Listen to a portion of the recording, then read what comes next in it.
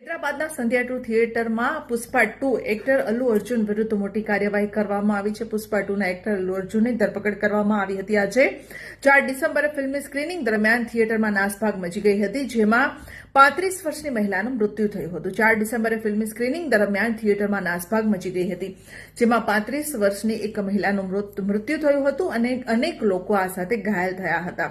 પોલીસે આ ઘટના માટે અલ્લુ અર્જુન અને થિયેટર મેનેજમેન્ટ સામે કેસ નોંધ્યો હતો. ત્યારે આજે અલ્લુ અર્જુનની ધરપકડ કરવામાં આવી છે.